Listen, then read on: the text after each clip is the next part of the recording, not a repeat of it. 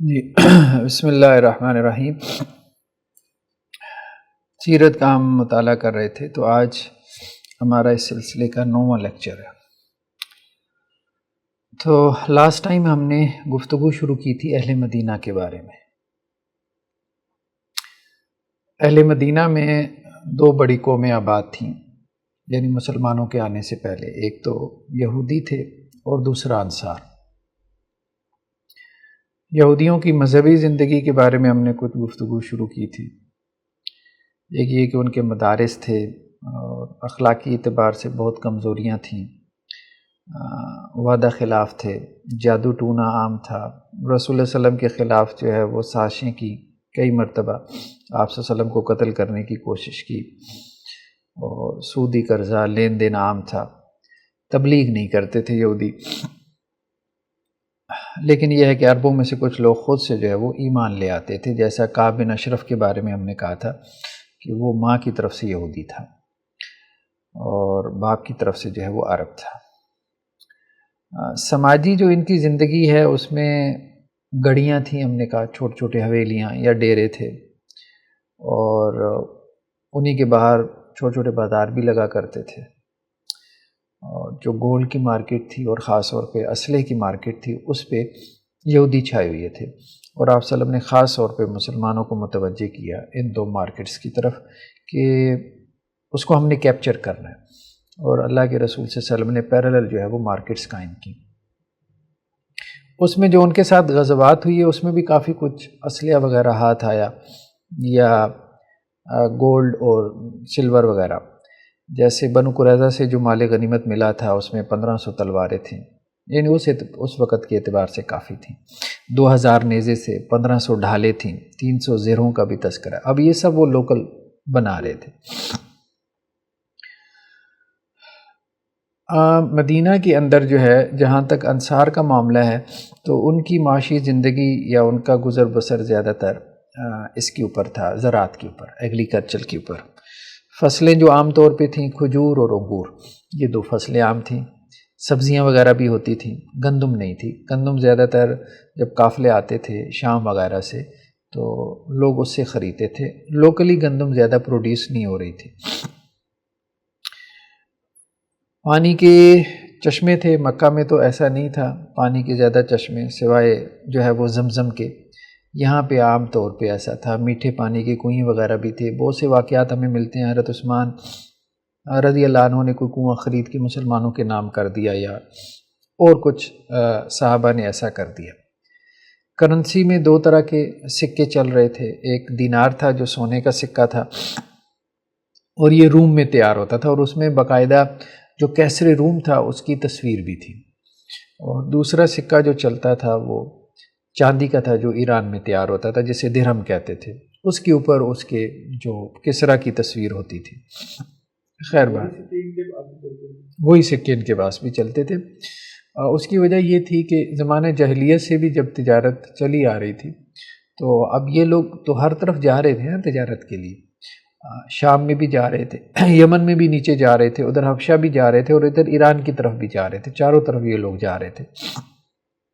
تو ایک طرح سے یہ انٹرنیشنل کرنسی تھی، درہم اور دینار، کیونکہ تجارت لوکلی تو نہیں ہو رہی تھی، وہ بھی انٹرنیشنل لیول پہ کر رہے تھے، تو وہ ان کی مجبوری تھی کہ اس کرنسی میں جو ہے وہ تجارت کرے۔ البتہ رومیوں نے ایک کام کیا تھا کہ انہوں نے اپنا درہم بھی نکال لیا تھا دینار کے ساتھ۔ غالب مارکیٹ میں ان کا دینار تھا، لیکن انہوں نے درہم بھی نکال لیا ایرانیوں کا اثر و رسوخ کم کرنے کے لیے، لیکن وہ ان کا درہم زیادہ چلا نہیں، وہ درہم جو ہے وہ زیادہ ایرانیوں کا ہی چلتا رہا۔ تو اس سے بھی مطلب خاص طور پہ کرنسی جو ہے نا اس کے حوالے سے کہ اس میں کس طرح کی وہ مطلب جنگ تھی، یا ایک دوسرے کے اوپر وہ غالب آنے کی کوشش کر رہے تھے، جیسے آج کل ہم دیکھتے ہیں ڈالر کے حوالے سے ہے، یا اس کے مقابلے میں یورو آ گیا۔ اب ہر قوم یہ کوشش کرتی ہے جی ہماری کرنسی میں خرید و فروخت ہو، جب ان کی کرنسی میں ہوگی تو اس کی ویلیو بڑھے گی۔ بہرحال یہ شروع سے ہی تھا۔ مسلمانوں نے انہی کرنسیز کو چلایا، مطلب اس کے مقابلے میں کوئی نئی کرنسی جو ہے وہ نہیں لے کر آئے۔ ہاں البتہ یہ تھا کہ وہ اپنے ہاں زیادہ تر بارٹر سسٹم سے کام چلا لیتے تھے، یعنی اجناس کا جو لین دین ہوتا تھا، ایک جنس کے بدلے میں دوسری جنس جو ہے اس کی خرید و فروخت ہو جاتی تھی. چاول کے بدلے میں جو ہے وہ گندم لے لی، گندم کے بدلے میں کھجور لے لی. اہل مکہ جو ہے یہ وزن کے اوپر فیصلہ کرتے تھے، یعنی درہم اور دینار کی کاؤنٹنگ نہیں کرتے تھے. اس کی وجہ یہ تھی کہ جو رومی درہم تھا اور جو ایرانی درہم تھا، چونکہ یہ دو مختلف سٹیٹس کا تھا تو اس کے وزن میں فرق تھا. تو اہل مکہ جو ہے وہ زیادہ کیلکولیٹڈ تھے، وہ پھر وزن کرتے تھے اس کا. مدینہ والے جو ہے وہ کاؤنٹنگ پہ چل جاتے تھے، ٹھیک ہے، مطلب تھوڑے بہت فرق کو وہ اتنا اس کو میٹر نہیں کرتے تھے. جو ان کی مذہبی زندگی تھی انصار کی، تو پہلے یہ بات آئی ہے کہ منات جو ہے ان کے ہاں پسندیدہ بت تھا، اور یہ 3 بت ہیں جن کا قرآن نے تذکرہ کیا، ان میں سے ایک منات بھی ہے. اصل میں یہ تو خیر ان کے ہاں جو تصاویر ہیں لات منات اور عزا کی، وہ تو ہمیں نہیں ملتی، جو عربوں کے ہاں تھے. اللہ کے رسول نے آ کے ان کو مٹا دیا، وہ ختم ہو گئی. لیکن یہ ہے کہ لات منات اور عزا کی ہسٹری یہی ہے کہ ہم نے پہلے بھی پڑھا تھا کہ جو ان کا جد امجد تھا عمر بن لحی عربوں کا، وہ شام سے لے کے آیا تھا یہ بت جو ہے. تو شام میں یا میسوپوٹیمیا میں جو آثار تھے وہ پھر بعد میں نکلتے رہے کھدائی میں. تو بیسیکلی یہ شام کا جو ورژن تھا لات منات اور عزا کا، یہ وہ والا ورژن ہے 3 خداؤں کا. اور عجیب بات یہ ہے کہ مختلف مذاہب میں 3 خداؤں کا کانسیپٹ رہا، ہندوؤں میں بھی رہا، پھر عیسائیت میں بھی ٹرینٹی کا کانسیپٹ آ گیا. تو یہ ایک عجیب بات ہے کہ شروع سے ہی پتہ نہیں کیا ان کے ذہن میں لاجک تھی کہ وہ 3 خداؤں کے پیچھے پڑے رہے. تو شام میں یہ 3 خدا معروف تھے. ہاں قوم نوح میں 5 تھے جن کا قرآن نے تذکرہ کیا. اچھا وہ بھی عربوں میں آئے، وہ بھی عربوں میں آئے. تو یہ اس کا میسوپوٹیمیا کا ورژن ہے.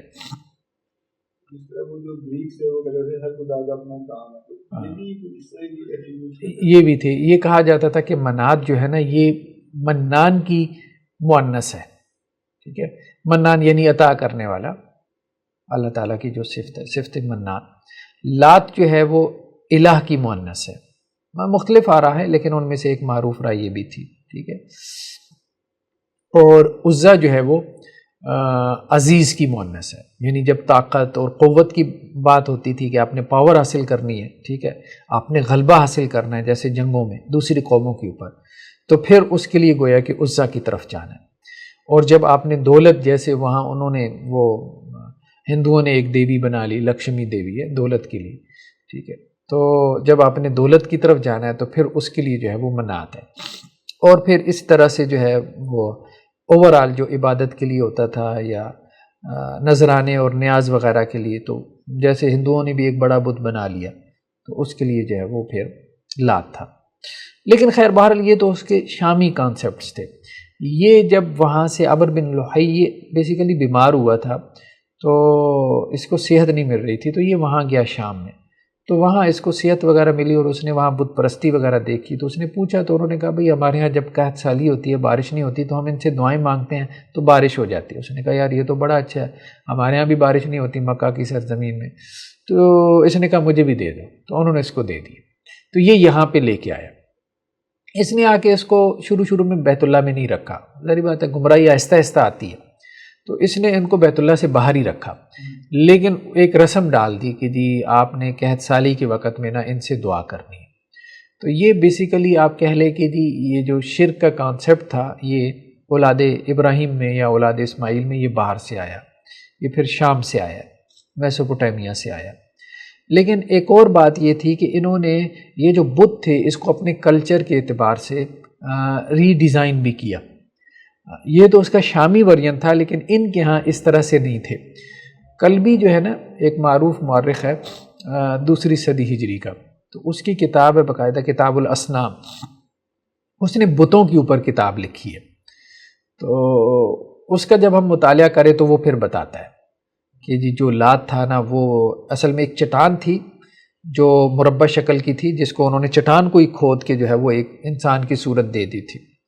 اور لات جو ہے نا وہ طائف میں ایک شخص تھا ان کے ہاں، آپ یوں کہہ لیں کہ جی نیک آدمی تھا، حاجیوں کو ستو جو ہے وہ گھول کے پلایا کرتا تھا.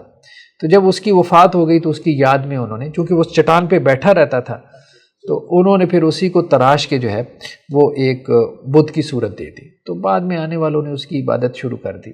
تو یہ لات کا ایک ہسٹری تھی۔ پھر اسی طرح سے منات کی تھی۔ پرانا بت جو ہے وہ ان میں سے منات ہے، منات کے بعد پھر لات ہے، لات کے بعد پھر عزا ہے۔ تو منات جو ہے یہ ان کا بت تھا، اوس اور خزرج کا۔ ویسے تینوں بتوں کی عزت کرتے تھے، یہ جو طائف والے بھی تھے اور مکہ والے اور مدینہ والے بھی، لیکن بہرحال بتوں کی تقسیم ان کے ہاتھ تھی۔ احد کے موقع پہ آپ دیکھیں نا کہ اللہ کے وسلم جب پہاڑی پہ چڑھے، ہاں، تو اس وقت جو ہے وہ ابو سفیان نے یہ کہا تھا کہ لنا عزا ولا عزا لکم، کہ ہمارا تو عزا ہے اور تمہارے پاس کیا ہے؟ تو اللہ کے وسلم نے کہا تھا کہ ان کو جواب دو کہ اللہ ہمارا مولا ہے اور وہ تمہارا مولا نہیں ہے، ٹھیک ہے۔ تو خیر بہر اہل مکہ جو ہے وہ زیادہ عزا کی جو ہے وہ تعظیم اور تکریم کرتے تھے، اور طائف والے لات کی، اور لات طائف کے قریب تھا، عزا مکہ کے قریب تھا، اور یہ جو منات تھا یہ وہاں اپنا اس کے قریب تھا، مدینہ کے قریب تھا۔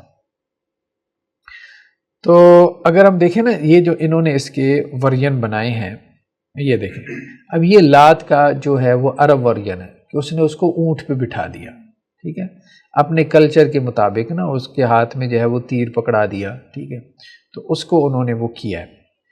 تو یہ اسی طرح سے ایک اور بت کا نام ہمیں ملتا ہے، وہی غزوہ احد والی روایت میں حبل کا۔ حبل جو ہے نا یہ بھی بیسیکلی میسوپوٹیمیا سے آیا تھا، یہ میسوپوٹیمیا کے کھدائی کے دوران جو ہے جو بت وغیرہ ملے، تو اس میں یہ بات کہی جاتی ہے کہ یہ جو ہے نا یہ بیسیکلی یہ حبل کا کانسیپٹ تھا، جو ابو سفیان نے کہا تھا نا کہ حبل کی جے، آپ یوں کہہ لیں، تو اللہ کے وسلم نے کہا تھا کہ اس کو جواب دو اور یہ کہو کہ اللہ اکبر، ٹھیک ہے۔ تو یہاں پہ یہ نہیں جاتی ہے، اب جو یہ خدائی میں بت دریافت کرتے ہیں یا جو بامیان میں دوسرے حلوہ میں ان کے اوپر شہری کیا ہوگا؟ جیسے نبی صلی اللہ علیہ وسلم نے اپنے دور میں تو بت اپنے ہاتھ سے توڑ دیے ختم کر، آج کے دور میں اگر بت نکلتے ہیں یا مائنورٹیز کے بت ہیں تو اس پہ کیا ہوگا؟ دیکھیں اس میں تو اگر تو ان کی عبادت گاہ ہے، ٹھیک ہے، تو اس کو تو تحفظ فراہم کیا جائے گا، لیکن ایک ایسا ہے کہ جس سے ان کو بھی کنسرن نہیں، ہمیں بھی نہیں ہے، تو اس کو ضائع کرنے میں کوئی حرج نہیں۔ لیکن جہاں وہ سینسٹیو ہیں، اس کو کوئی ثقافتی ورثہ سمجھتے ہیں یا اپنی جو ہے وہ جسے کہتے ہیں نا ایک مبارک اور مقدس جگہ، ٹھیک ہے، ان کے یہاں بھی ہوتی ہیں کہ ہمارا جو ہے وہ مذہب کے وہ فلانے تھے، بڑے تھے، انہوں نے یہاں بیٹھ کے عبادتیں کی، تو پھر اس میں جو ہے وہ اس کی مذہبی عبادت گاہ سمجھ کے اس کو پھر بت کو گرانے سے پرہیز کرنا چاہیے۔ تو یہ حبل کے بارے میں کہا جاتا ہے کہ یہ بال بک جو ہے یہ شام کے اندر ایک شہر تھا، تو اسی سے بال جو ہے، بال بیسیکلی عربی میں طاقت کو کہتے ہیں، قوت کو، اس لیے شوہر کو بھی بال کہا جاتا ہے کیونکہ وہ بھی ایک طرح سے عورت کے اوپر غالب ہوتا ہے، حاوی ہوتا ہے، یا آقا کے لیے بھی بال کا لفظ آ جاتا ہے۔ تو شامیوں میں جو ہے یہ بال کی بھی عبادت ہوتی تھی، بال کے نام سے ایک بت ہمیں میسوپوٹیمیا میں ملتا ہے۔ تو یہ بال جو ہے نا یہ بگڑتے یہ عربوں میں آ کے حبل ہو گیا، تو یہ بیسیکلی یہ بھی شامی بت تھا۔ تو بت پرستی جو بھی آئی ہے نا، جن لوگوں نے بھی اصنام کے اوپر، بتوں کے اوپر لکھا ہے کہ عربوں میں کیسی آئی، تو وہ اس کو شام کے ساتھ جوڑتے ہیں۔ اس کی وجہ یہ ہے کہ شام میں ان کا آنا جانا لگا رہتا تھا، جو یہ ساری چیزیں وہاں سے۔ اچھا یہ جو تھا یہ بھی انسانی شکل و صورت کا تھا جو حبل تھا، اور اس کا جب یہ لے کے آئے تھے شاید اس وقت یا بعد میں اس کا بازو ٹوٹ گیا تھا، تو بعد میں قریش نے پھر اس کا سونے سے بازو بنایا، یعنی دایاں بازو جو ہے وہ گولڈ کا انہوں نے بنوایا تھا۔ خیر بہرحال حضرت علی رضی اللہ عنہ نے فتح مکہ کے موقع پہ اس کو توڑا تھا۔ اچھا تو یہ صحیح بخاری میں جو ہے حضرت عبداللہ ابن عباس رضی اللہ عنہ سے کچھ اقوال ہیں، تو انہوں نے یہ بات کہی کہ لات اور عزا کے متعلق فرمایا کہ لات وہ شخص تھا جو حاجیوں کو ستو تیار کر کے پلایا کرتا تھا۔ اصل میں ہمارے ہاں جو ہے نا یہ خاص طور پہ جو بریلوی اسکول آف تھاٹ کے بعض علماء ہیں، انہوں نے یہ ایک غلط فہمی پیدا کی قرآن مجید کے تراجم یا تفاسیر کے ذریعے سے، یہ غلط فہمی ان کو پیدا ہو گئی، کی بجائے زیادہ مناسب ہے کہ ہو گئی، تو انہوں نے کہا کہ جی یہ ساری آیات جو ہے نا یہ بتوں کے بارے میں ہے، ٹھیک ہے، تو ہم جو اولیاء اللہ سے استغاثہ کرتے ہیں تو اس میں کوئی ممانعت نہیں ہے۔ اچھا، اب یہ جو روایات ہیں یہ حضرت عبداللہ ابن عباس رضی اللہ عنہ کی، اور پوری جو آپ کی سیرت ہے اور پھر جو اصنام کی بتوں کی تاریخ ہے، ہسٹری ہے، وہ اس چیز کو، اس حقیقت کو اسٹیبلش کرتی ہے کہ بیسیکلی یہ بت نہیں تھے، ان کے پیچھے پرسنالٹیز تھیں، یعنی نیک لوگ تھے جن کے انہوں نے بت بنا لی۔ ایون کہ صرف مشرکین کا معاملہ نہیں ہے، میسوپوٹیمیا کے لوگ ہوں یا آج کل کی بت پرستی ہو جیسے انڈین کی ہے، تو ان میں بھی جو سوچنے سمجھنے والے لوگ ہیں ان سے آپ کہیں تو وہ یہی کہتے ہیں یہ پرسنالٹیز ہیں۔ جیسے سد گرو ہے، بہت معروف ہے ان کے یہاں اب انڈینز میں، اب وہ ہارورڈ میں جا کے لیکچر دے رہا ہوتا ہے، اب اس کو بھی کہیں تو وہ کہتا ہے بھائی پرسنالٹیز ہیں۔ اصل میں یہ تو مٹی کے بت کچھ بھی نہیں ہے، ان کے پیچھے پرسنالٹیز ہیں، ٹھیک ہے، تو یہ تو ہم نے ایک سمبل کے طور پہ جو ہے وہ بت بنا لی ہیں، تو اصل میں تو ہمیں یہ ہے کہ ان پرسنالٹیز کو ہم نے رول ماڈل بنا کے ان کو فالو کرنا ہے۔ تو بت پرستی میں ہمیشہ سوچنے سمجھنے والے لوگ، ظاہری بات ہے یہ تو سامنے کی بات ہے کہ جی آپ مٹی کا بت اپنے ہاتھ سے بنا رہے ہو، اسی سے مانگے جا رہے ہیں، تو ہاں اتنی کامن سینس تو سب میں ہوتی ہے، ٹھیک ہے۔ تو کانسیپٹ یہی تھا مشرکین مکہ کے بارے میں بھی، جو قرآن کی آیات ہیں وہ یہی ہیں کہ وہ یہ کہتے ہیں کہ جی یہ اللہ کے ہمارے سفارشی ہیں، تو دین سفارشی کا مطلب وہی ہے جو ہمارے ہاں ایک اولیاء اللہ کا کانسیپٹ ہے، فوت ہو گئے تو اللہ کے زیادہ قریب ہو گئے، یہ پوری سائنس ہے نا، ٹھیک ہے۔ جب تک دنیا میں تھے تو پھر تو چلیں، پھر مادیت کے اندر تھے، تو جب فوت ہو گئے تو اللہ کے زیادہ قریب ہو گئے، زیادہ قرب حاصل کر لیا، تو اب جو ہے وہ اللہ سے براہ راست مانگنے کے بجائے آپ ان کو ذریعہ بنا کے مانگو۔ تو یہی ہمارے ہاں اولیاء پرستی میں، یہ ہے اولیاء سے استغاثہ میں یہی جو ہے وہ لاجک دی جاتی ہے۔ بعینی یہی لاجک مشرکین مکہ کے ہاں تھے، یعنی ریزن سیم ہے پیچھے۔ اس لیے قرآن جب تبصرہ کرتا ہے نا، عجیب بات یہ ہے کہ ترجمہ بھی ٹھیک کیا ہے مولانا احمد رضا خان صاحب نے، ٹھیک ہے،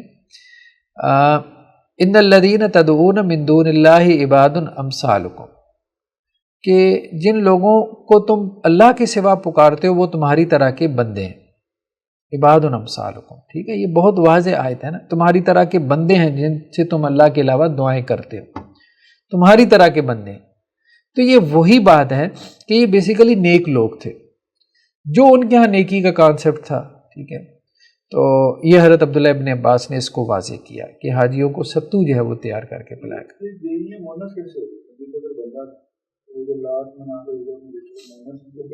ہاں، اس میں یہ کہا جاتا ہے کہ بعد میں جو ہے نا انہوں نے، اگرچہ لات کے بارے میں مختلف جو ہے وہ کانسیپٹس ہیں، کچھ لوگوں نے کہا کہ جی یہ وہاں سے وہ ہے اپنا الہ کی مؤنث ہے، ٹھیک ہے، کچھ لوگوں نے اس کو اور طرح سے بھی مطلب ایکسپلین کیا ہے، جیسے یہ لوا یلوی سے ہے، ٹھیک ہے، اور لاتا یلوتو سے بھی ہے، ٹھیک ہے۔ تو مطلب جیسے یہاں انہوں نے کہا کہ بعض اہل علم کے نزدیک لات جو ہے لاتا یلیتو سے مشتق ہے، جس کے معنی ہے گردن موڑنا، چونکہ اس کی پوجا کرنے والے اس کی طرف اپنی گردنیں موڑتے اور اس کی عبادت کرتے تھے، اس بنا پہ مطلب وہ مختلف وجوہات بیان کی گئی ہیں۔ ہم نے کہا تھا کہ اس میں ایک کانسیپٹ یہ تھا۔ اچھا، اب یہ ہے کہ کانسیپٹ بھی ایک بت کے بارے میں سب قبائل کے سیم نہیں ہے نا، جو اہل طائف تھے وہ اس کو اور طرح سے لیتے تھے، ٹھیک ہے، اہل مکہ اس کو اور طرح سے لیتے تھے۔ اہل مکہ کے یہاں جو غالب کانسیپٹ تھا لات منات اور عزا کے بارے میں وہ اللہ کی بیٹیوں کا تھا، یعنی جیسے فرشتے تھے، فرشتے جو ہے وہ ان کو اللہ کی بیٹیاں سمجھتے تھے، تو اس اعتبار سے انہوں نے اس کو اس کے ساتھ بھی کنیکٹ کر رکھا تھا کہ ان فرشتوں کے ساتھ اب ہمارا جو ہے وہ کوئی تعلق تو کنیکشن تو ہے نہیں، تو ان کے نام پہ ہم کچھ سمبلز بنا لیں یہاں پہ، ٹھیک ہے۔ تو وہ بیسیکلی ان بتوں کے ذریعے سے فرشتوں سے استغاثہ کر رہے تھے، اور فرشتوں کو وہ اللہ کی بیٹیاں سمجھ رہے تھے، اور وہ بیٹیاں جو ہے وہ اپنے باپ کی پھر بات نہیں ٹالتی، یا باپ اپنی بیٹیوں کی جو ہے وہ بات نہیں ٹالتا، تو وہ پھر اس طرح سے پوری انہوں نے سائنس بنائی ہوئی تھی۔ اس کے اوپر تو قرآن نے بھی تبصرہ کیا ہے کہ یہ بات سمجھ نہیں آتی کہ اپنے لیے تو بیٹے تم پسند کرتے ہو، اور اللہ کو جب تم نے الاٹ کی تو تم نے بیٹیاں الاٹ کر دیں، تو اس کے پیچھے کیا سائنس ہے؟ یہ تو قرآن نے بھی تبصرہ کیا ان پہ۔ اچھا، اس کے علاوہ بھی جو کچھ بت ہیں، مثال کے طور پہ یہ حضرت عبداللہ ابن عباس سے روایت ہے، اچھا عجیب بات یہ ہے کہ کچھ جو محققین ہیں نا، کچھ محققین جو بریلوی حضرات میں سے ذرا زیادہ اس کو ثابت کرنے پہ لگے ہوئے تھے، تو وہ ان روایتوں کا بھی انکار کر گئے صحیح بخاری کی. وہ کہتے ہیں یہ روایتیں بھی ضعیف ہیں. یہ اتنی حد تک جانا جو ہے وہ درست نہیں. حضرت عبداللہ ابن عباس سے روایت ہے کہ جو بت حضرت نوح کی قوم میں پوجے جاتے تھے، بعد میں انہی کی عرب میں بھی عبادت ہونے لگی. چنانچہ ود جو ہے دومت الجندل میں بنو کلب کا بت تھا. یعنی انہوں نے، اب ظاہری بات ہے یہ دیکھیں نا کتنی تفصیلی انفارمیشن ہے، فلاں کا، اور یہ حضرت عبداللہ ابن عباس سے بنو کلب کا بت یہ تھا. سوا جو ہے وہ بنو حزیل کا بت تھا، ٹھیک ہے. اور یغوث جو ہے وہ مراد قبیلے کی شاخ بنو غطیف کا بت تھا. اور وادی جرف میں وادی جرف میں قوم سبا کے پاس رہتے تھے. یغوث جو ہے وہ بنو ہمدان کا بت تھا. اور نصر قوم حمیر جو ہے وہ اس کی عبادت کرتی تھی، جو ذوالقلاع کی اولاد سے تھے. یہ ذوالقلاع جو ہے یہ یمن میں تھا. تو یہ پانچوں جو ہے یہ حضرت نوح علیہ السلام کی قوم کے نیک لوگ تھے، ٹھیک ہے. جب ان پر موت آئی تو شیطان نے ان کے دل میں ڈالا کہ جن مقامات پہ یہ بزرگ تشریف فرمایا کرتے تھے، یعنی جہاں وہ عبادت کرتے تھے، وہاں ان کی مورتیاں بنا لو اور ان کا نام انہی بزرگوں کے نام پر رکھو. چنانچہ انہوں نے ایسا ہی کیا. اس وقت ان کی پوجا پاٹ نہیں ہوتی تھی، لیکن جب وہ لوگ مر گئے جنہوں نے بت قائم کیے تھے اور لوگوں میں علم نہ رہا، تو ان کی پوجا پاٹ ہونے لگی. یعنی پہلی نسل نے تو یہ کام کیا کہ نیک لوگوں کے مرنے کے بعد ان کی یاد میں صرف سٹیچوز کھڑے کیے، مجسمے، جیسے ہمارے ہاں بھی یادگار کے طور پہ مجسمے کھڑے کر دیے جاتے ہیں، ٹھیک ہے. تو اب تو چونکہ اوورآل معاشرے کا رجحان یہ ہے کہ خدا کا ہی انکار کیے بیٹھے ہیں، تو مجسمے کو کیا انہوں نے خدا بنانا ہے. تو اب تو یہ ایک علامتی طور پر ہے. اب خیر شرک کی فارم بدل گئی ہے، اب اور طرح کا شرک آ گیا. انسان نے اپنے آپ کو پوجنا شروع کر دیا. اب اسے یہ بات سمجھ میں نہیں آتی کہ میں اسٹیچو کو کیوں پوجوں، تو وہ اسے پاگل پن لگتا ہے. لیکن بہرحال دنیا میں ابھی بھی ایسے لوگ ہیں جو بت پرستی عام ہے انڈیا وغیرہ میں. لیکن دوسری نسل نے آ کے پھر جو ہے وہ ان کی پوجا شروع کر دی. تو یہ اس طرح سے بت پرستی قوم نوح میں عام ہوئی تھی. اور وہی بت جو ہے وہ پھر قوم نوح بھی میسوپوٹیمیا میں تھی، شام کے علاقے میں. دجلہ اور فرات کے درمیان کی جو سرزمین ہے اس کو ہم میسوپوٹیمیا کہتے ہیں.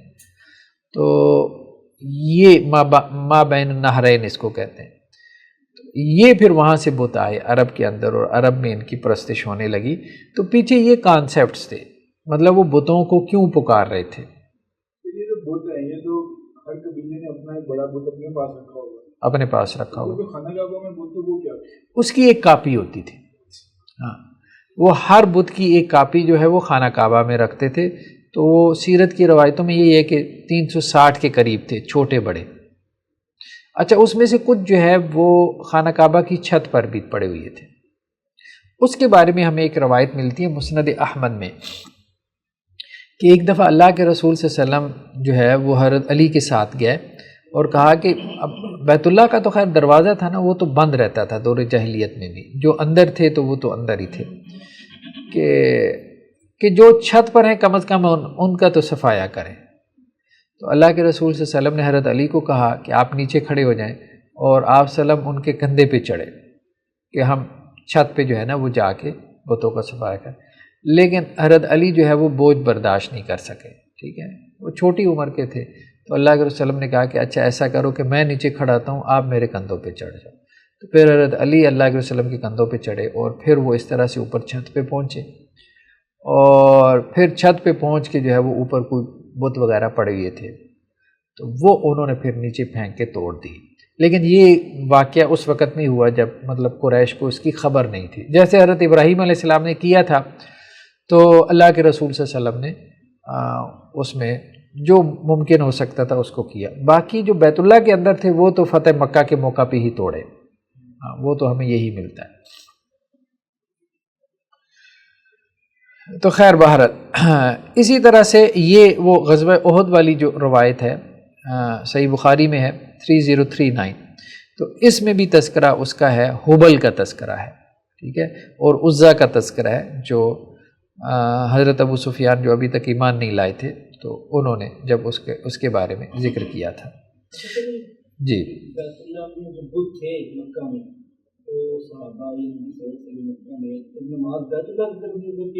ہاں بیت اللہ کی طرف، ادھر جا کے بیت اللہ کے اندر، بیت اللہ کے اندر تو نہیں، آپ یوں کہیں کہ حرم کے اندر، ہاں حرم کے اندر پڑھتے تھے، حرم بہت اندر ہوتے تھے، ہاں بہت اندر ہوتے تھے.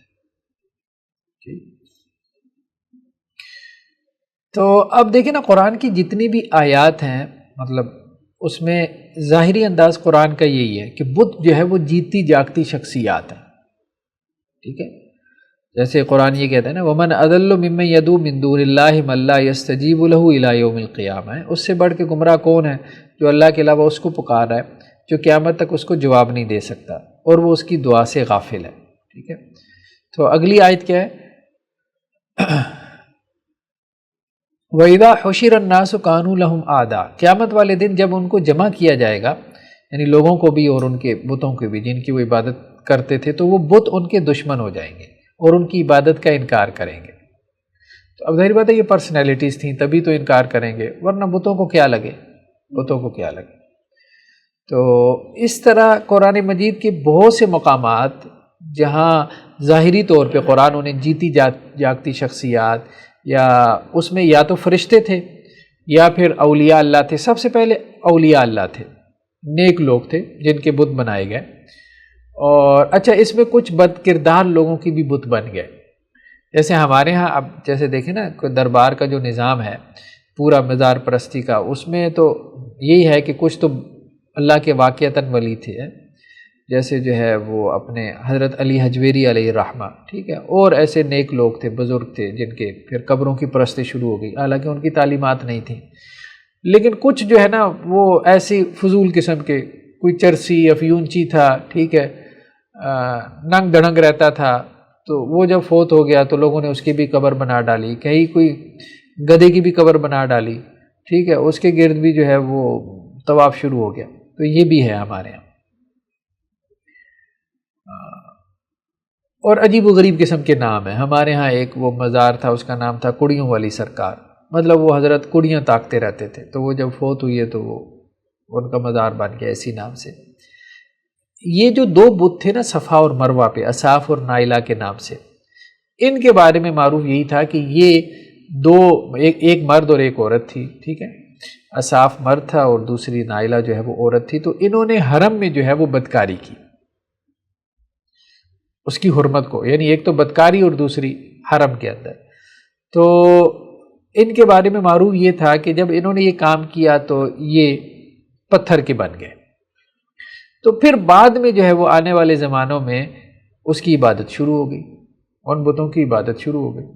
تو مطلب یہ بھی ہوا ہے کہ پستی میں جب کوئی قوم گری ہے تو پھر انہوں نے بدکاروں کو بھی جو ہے، یعنی ایک تو یہ تھا کہ نیک لوگوں کو سے استغاثہ، پھر بدکاروں سے بھی شروع کر دیا اور اس کی توجیہات، جیسے ہمارے آج جو ہے وہ توجیہات جو ہے وہ کرنا شروع کر دیتے ہیں.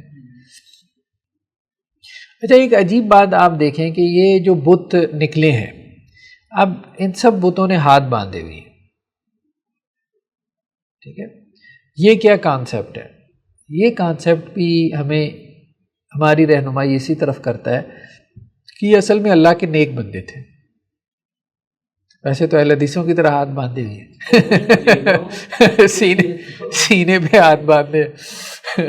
اہل حدیثوں کی بھی ایک دلیل ثابت ہو سکتی ہے، نماز میں سینے پہ ہاتھ باندھنے چاہیے. خیر بہرحال تو یہ بیسیکلی نیک لوگ تھے. دیکھیں خدا کے ہاتھ بندے نہیں ہو سکتے، کبھی آپ سوچیں خدا کے ہاتھ کبھی بھی بندے نہیں. جس کے ہاتھ بندے ہیں اس کا مطلب یہ ہے کہ وہ غلام ہے، وہ غلام ہے. ٹھیک ہے، تو یہ بیسیکلی ریپریزنٹ کر رہا تھا جب شروع میں ان کے بت بنائے گئے، تو یہ اس چیز کو ریپریزنٹ کر رہا تھا کہ یہ خدا کے غلام تھے، خدا کے بندے تھے. تو خدا کی بندگی، ظاہری بات ہے پرانی قومیں آرٹ میں جو ہے وہ اپنے خیالات کا اظہار کرتی تھی، اپنے محسوسات کو. ٹھیک ہے، تصاویر کے ذریعے سے، اسٹیچوز کے ذریعے سے. خیر اب تو یہ پورا ایک فن بن گیا. ہمارے ہاں تو باقاعدہ ڈپارٹمنٹس ہوتے ہیں جس میں وہ بتاتے ہیں کہ جی فلاں مصور نے کیا کیا جو ہے وہ اس تصویر کے ذریعے سے آپ کو میسج کنوے کیا. تو یہ بیسیکلی اللہ کے نیک بندے تھے. پھر ان کی جو ہے وہ پرستش شروع ہو گئی بعد والے زمانوں کے اندر. اللہ کے رسول صلی اللہ علیہ وسلم جب آئے ہیں یہاں مدینہ کے اندر تو سب سے پہلے آپ نے قباء میں جو ہے وہ قیام کیا، بلکہ لوگ جو ہے وہ قباء میں آ کے اللہ کے رسول صلی اللہ علیہ وسلم کا انتظار کرتے تھے، یعنی پتہ چل گیا تھا کہ آپ وہاں سے نکل پڑے تو قباء میں آ کے جو ہے وہ انتظار کرتے تھے۔ تو حرہ ایک مقام کا نام ہے، ٹھیک ہے، تو وہاں تک آتے تھے، بلکہ واقعہ حرہ معروف بھی ہے بعد میں جو ہے، جب یزید کے زمانے میں جو ہے نا، جب وہاں جنگ کا میدان سجا اور کافی قتل و غارت وغیرہ ہوئی، تو لوگ جو ہے وہ صبح کو آتے تھے، پھر جب دھوپ چڑھ جاتی تھی تو واپس ہو جاتے تھے، اس طرح سے لوگوں کا معمول تھا۔ تو ایک مرتبہ ایک یہودی جو ہے وہ اپنے کسی ٹیلے پہ چڑھا، تو اس نے دور سے دیکھا کہ مطلب کچھ لوگ آ رہے ہیں، تو اب اللہ کے رسول صلی اللہ علیہ وسلم کے بارے میں ہی خبر تھی کہ آپ نہیں آنا ہے، تو اس نے پھر چیخ لگائی اور مسلمان پھر جو ہے وہ دوڑے ہیں ہتھیار لگا کے اور حرہ کے دامن میں جا کے اللہ کے رسول صلی اللہ علیہ وسلم سے ملے۔ تو پھر آپ صلی اللہ علیہ وسلم نے وہاں جو پہلا قیام کیا ایک کھجور کے درخت کے نیچے، ٹھیک ہے، اور حضرت ابو بکر بھی آپ کے ساتھ تھے اور اللہ کے رسول صلی اللہ علیہ وسلم بھی تھے۔ اب اکثر لوگ آپ کو پہچانتے نہیں تھے، یعنی اکثر لوگوں نے دیکھا نہیں ہوا تھا، تو لوگوں کو سمجھ نہیں آ رہی تھی کہ اللہ کے رسول کون ہے، یہاں تک کہ جب جو ہے وہ دھوپ زیادہ بڑی ہے اور آپ صلی اللہ علیہ وسلم کے اوپر جو ہے وہ دھوپ لگنے لگی ہے، تو حضرت ابو بکر کھڑے ہوئے اور انہوں نے اپنی چادر سے اللہ کے رسول وسلم کے سر پہ سایہ کیا، ٹھیک ہے، تو اس سے پھر لوگوں نے پہچانا کہ آپ اللہ کے رسول صلی اللہ علیہ وسلم۔ تو قباء میں آپ صلی اللہ علیہ وسلم نے عمر بن عوف، ان کے جو خاندان تھا بنو عمر بن عوف، ان کے خاندان میں ان کے سردار کلثوم بن ہدم کے ہاں قیام کیا۔ تو بعض اوقات مہمان نوازی میں لوگ بڑھ بھی جاتے تھے، تو پھر ایک صحابی تھے سعد بن خیثمہ، ان کی حویلی ذرا بڑی تھی، تو وہاں لوگوں کو جمع کر لیا جاتا تھا، بلکہ وہ جو سعد بن خیثمہ کی حویلی تھی اس کو بیت العزاب کہتے تھے، کنواروں کا گھر۔ اس کی وجہ یہ تھی کہ ان کے اولاد نہیں تھی، حویلی بڑی تھی، اولاد نہیں تھی، تو جو مہاجرین آتے تھے تو کہیں ان کو جگہ نہیں ملتی تھی تو وہ کہتے تھے میری حویلی میں آ جاؤ، تو ایک طرح سے وہ ایک رہائش گاہ یا مہمان خانہ یا ضیافت کی جگہ بن گئی تھی مہاجرین کے لیے۔ تو اللہ کے وسلم کے جب زیادہ مہمان ہو جاتے تھے تو آپ بھی وہاں پہ قیام فرماتے تھے، حضرت سعد بن خیثمہ کے یہاں۔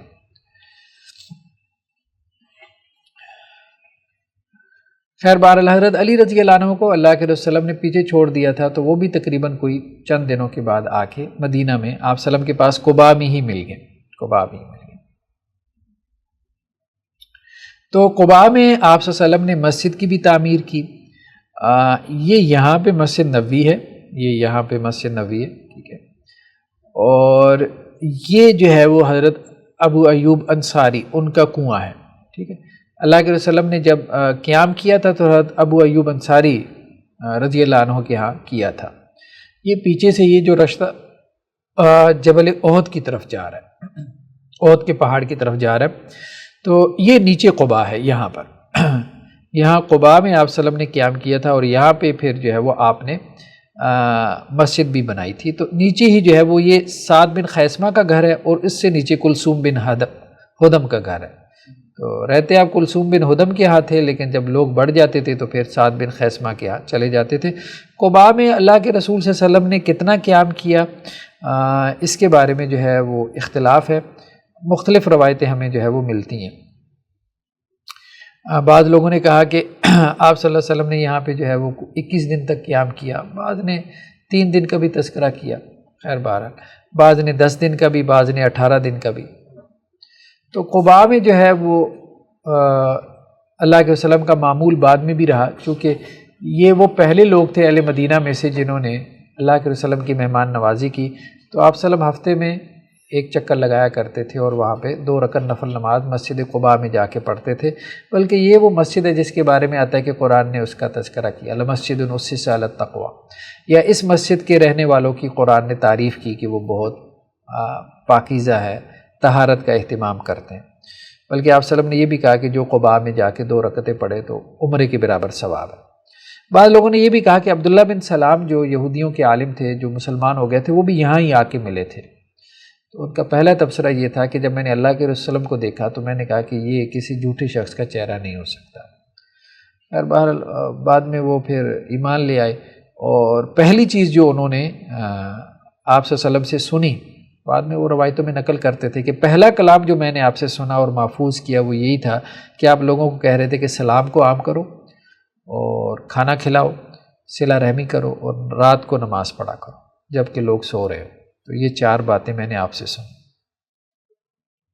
بعض لوگوں نے یہ بھی کہا کہ یہ مدینہ میں جب آپ صلی اللہ علیہ وسلم پہنچے ہیں تو پھر ایمان لائے تھے، لیکن شروع میں ایمان لے آئے تھے، شروع میں ایمان لے آئے تھے عبداللہ بن سلام جو ہے۔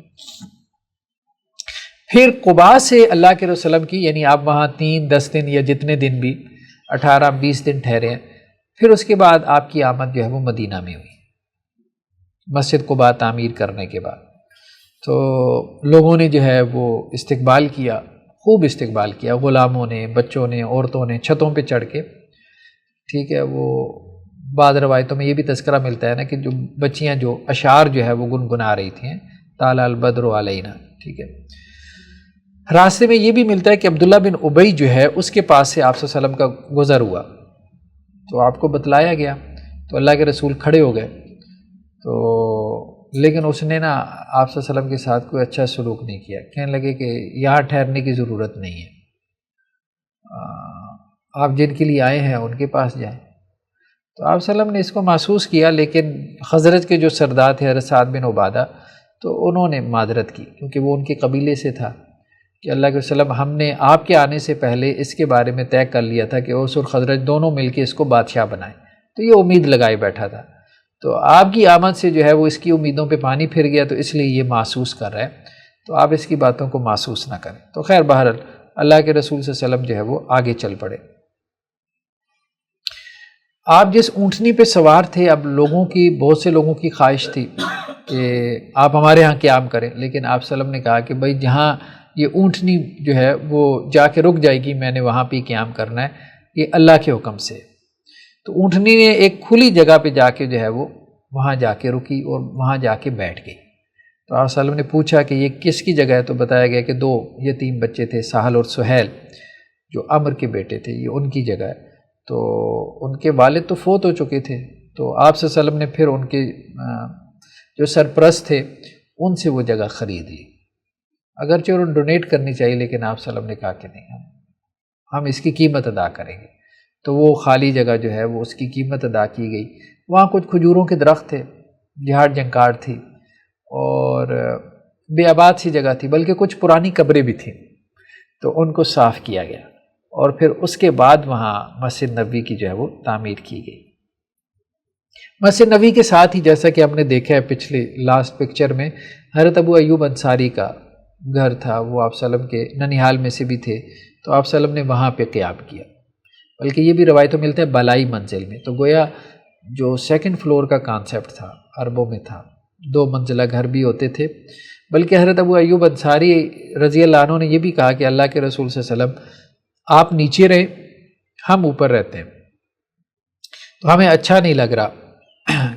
تو اللہ کے رسول نے کہا کہ نہیں، آپ لوگ اوپر رہیں، ٹھیک ہے، تو میں نیچے رہتا ہوں، کیونکہ لوگوں نے بہت زیادہ ملنے جلنے کے لیے، میل ملاقات کے لیے آنا ہے، تو اوپر آتے جاتے لوگوں کو تکلیف ہوگی، تو پھر وہ بڑے دبے پاؤں چلتے تھے کہ مطلب نیچے آواز نہ آئے۔ تو خیر بہرحال ایک مرتبہ یہ بھی روایتوں میں ملتا ہے کہ وہ پانی کا مٹکا انہوں نے رکھا ہوا تھا۔ اب ظاہری بات ہے چھتیں ہماری طرح کی تو تھیں نہیں، عام طور پہ کھجور وغیرہ کی اور اس طرح کی چھتیں ہوتی تھیں، اس کے اوپر مٹی کی لیپا پوتی کر دیتے تھے، تو وہ پانی کا مٹکا جو ہے وہ گر گیا، ٹوٹ گیا، تو وہ پانی جو ہے وہ ظاہری بات ہے نیچے ٹپکے گا۔ تو اب وہ کہتے ہیں جی ہمارے پاس ایک ہی لحاف تھا، تو ہم نے وہ لحاف پانی کے اوپر ڈال دیا، ٹھیک ہے، کہ وہ لحاف جو ہے اس پانی کو چوس لے۔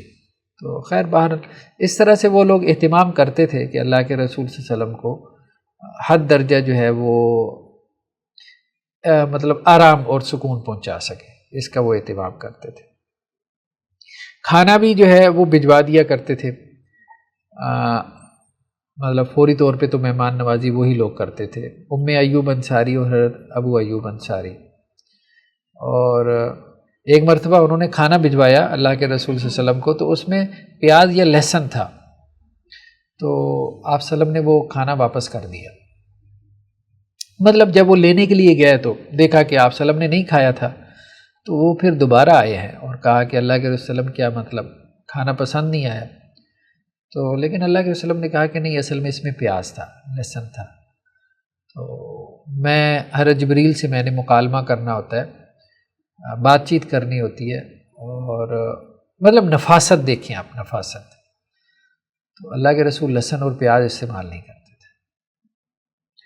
تو کھانے میں بھی بہت انتخاب تھا، مطلب اتنی سی چیز بھی جو ظاہری بات ہے چیزیں تو حلال ہی تھیں، لیکن یہ ہے کہ نہیں، اس میں بہت پک اینڈ چوز تھا. تو پھر وہ اہتمام کرتے تھے کہ آپ کے کھانے میں لہسن اور پیاز نہ ڈالیں. حضرت زید جو ہے وہ آپ کے لیے کھانا لے کے آتے تھے. حضرت زید بن ثابت جو انصاری صحابی ہیں، کبھی دودھ آ جاتی اور اس کے ساتھ روٹی بھی آ جاتی تھی، کبھی کو گھی میں جو ہے وہ سرید وغیرہ تیار کر کے لے آتے تھے. سعد بن عبادہ جو خزرج کے سرداروں میں سے تھے، وہ بھی سرید اور گوشت وغیرہ پیالے میں ڈال کے لے آتے تھے. تو کافی لوگ آپ کی مہمان نوازی، یعنی کھانا کافی لوگوں کی طرف سے آ جاتا تھا. تو پھر آپ صلی اللہ علیہ وسلم دوسرے لوگوں کو شریک کر لیتے تھے اور لوگوں کو بھی بلوا لیتے تھے. تو کوئی آتا ہے روایتوں میں کہ 7 ماہ تک آپ نے قیام کیا حضرت ابو ایوب انصاری رضی اللہ عنہ کے گھر میں. تو مدینہ میں استقبال ہوا، پھر اس کے بعد آپ صلی اللہ علیہ وسلم کا قیام رہا، پھر اس کے بعد ضیافت وغیرہ ہوئی لوگوں کی طرف سے 7 ماہ. اس کے بعد جو ہے پھر آپ صلی اللہ علیہ وسلم نے جو ہے وہ مدینہ میں مسجد نبوی کو تعمیر کیا. مسجد نبوی کی تعمیر سے پہلے ایک اور کام آپ نے کیا کہ حضرت زید اور ابو رافع کو بھیجا تھا کہ آپ کی بیٹیوں کو لے آئیں. اور حضرت سودا سے آپ کا نکاح ہو چکا تھا، حضرت سودا بھی ابھی پیچھے تھی. تو وہ پھر حضرت زید بن ثابت اور ابو رافع گئے ہیں اور آپ صلی اللہ علیہ وسلم کی بیٹیوں کو بھی لے آئے اور حضرت سودا کو بھی لے آئے. آپ صلی اللہ علیہ وسلم نے 2 اونٹ دیے تھے، 500 درہم دیے تھے. پھر ساتھ میں حضرت ابو بکر نے کہا کہ عائشہ کو بھی لے آنا، اور حضرت ابو بکر کی جو اہلیہ تھی ام رومان، ان کو بھی لے آنا. تو وہ پھر لوگ آ گئے. تو سب سے پہلے جن کی پیدائش ہوئی ہے وہ حضرت عبداللہ بن زبیر تھے ہجرت کے بعد، اور سب سے پہلے جن کی وفات ہوئی وہ عثمان بن مظعون تھے ہجرت کے بعد. تو خیر یہ وہ جگہ تھی حضرت سہل اور سہیل کی جہاں پہ مسجد نبوی کی تعمیر ہوئی ہے. یہاں یہ جو چونکہ کھلا ایریا تھا، کچھ جھاڑ جنگار تھا، کچھ خالی جگہ بھی تھی، کھیت کھلیان بھی تھا. تو یہاں حضرت مصعب بن عمیر پہلے سے نماز پڑھاتے تھے اس خالی جگہ پہ. عجیب بات یہ ہے، اور جمعہ وغیرہ فرض ہو چکا تھا تو وہ جمعہ بھی پڑھاتے تھے. وہاں ہی جا کے اونٹنی بیٹھی ہے. تو آپ صلی اللہ علیہ وسلم نے پھر جو ہے وہ مسجد نبوی کی تعمیر وہاں جب شروع کی ہے تو اس میں خود بھی حصہ لیا. تو روایتوں میں ملتا ہے کہ 10 دینار میں یہ جگہ خریدی گئی تھی. تو حضرت ابو بکر نے اس کی قیمت ادا کی.